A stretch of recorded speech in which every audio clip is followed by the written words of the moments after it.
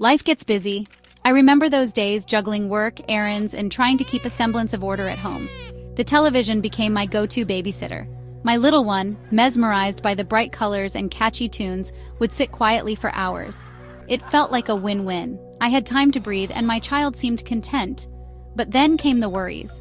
As my child grew, their speech wasn't developing at the same pace as other kids. There were stumbles, silences, and frustrations. I remember the pang of guilt, wondering if I had missed something, if I hadn't been attentive enough. The guilt was a heavy weight. One day, a friend gently suggested I look into the amount of screen time my child was getting. I brushed it off at first. How could something as simple as watching TV be the culprit?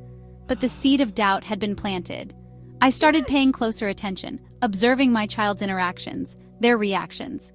It was then I realized that somewhere between the cartoons and the flashing screens, my child had retreated into a world of their own, a world where communication was secondary.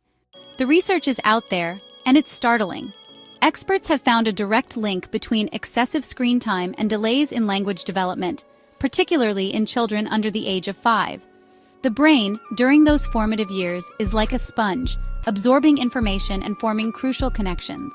When a child is glued to a screen, they're missing out on vital interactions, on the back-and-forth conversations that stimulate brain growth.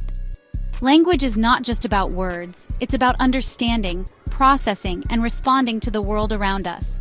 Screen time, especially when it's passive watching, limits these opportunities. Instead of engaging in imaginative play, building social skills, and practicing communication, children are bombarded with pre-programmed content, leaving little room for their own creativity and expression to flourish. The more I read, the more I understood the silent impact screen time was having on my child's development. It was a wake-up call, a realization that I needed to make a change, for my child's sake and for our family's well-being. The decision to reduce screen time wasn't easy. It was met with resistance, tantrums, and a sense of withdrawal from my child. I felt like I was taking away something precious, something that brought them joy. But I knew deep down that this was a battle worth fighting. I started by setting small, achievable goals. Instead of cold turkey, we gradually reduced screen time, replacing it with activities that encouraged interaction, creativity, and imagination. We went to the park, played board games, read books together, and most importantly, we talked. It wasn't always smooth sailing. There were days when my child's frustration was palpable, when the lure of the screen was too strong to resist. But I persevered, reminding myself that this was about more than just entertainment. It was about nurturing my child's development, about giving them the tools they needed to thrive. Section 4. Practical steps for a screen-balanced life. We established screen-free zones in the house, like the dinner table and bedrooms. Meal times became a time for connection, for sharing stories and laughter, for rediscovering the lost art of conversation. Bedtime routines were transformed into cozy rituals of reading aloud, fostering a love for books, and nurturing a sense of calm before sleep. We embraced the outdoors, turning off the TV and venturing into nature's playground.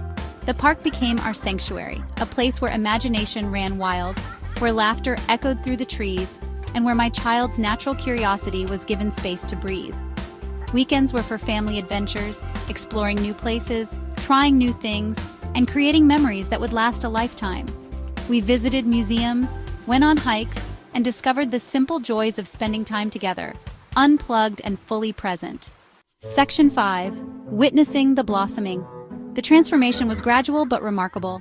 As we reduced screen time, my child's language skills began to blossom. Words that were once met with stumbles and silences flowed more easily. Sentences became longer, more complex, filled with newfound confidence and expression. But the changes went beyond just speech. My child's imagination soared. They became more engaged in pretend play, building elaborate worlds with whatever they could find. Their creativity flourished, expressed through drawings, stories, and songs that spilled forth with an infectious joy. Social skills improved too. My child, once hesitant and withdrawn, began to interact more confidently with other children, engaging in conversations, sharing toys, and navigating the world of play with newfound ease. Section 6. You are not alone. Reducing screen time is not about deprivation. It's about finding a healthy balance, a way to embrace technology without letting it overshadow the magic of childhood. It's about reclaiming those precious moments, those opportunities for connection, for growth, for fostering a love of learning that extends far beyond the screen. To all the parents out there, I see you.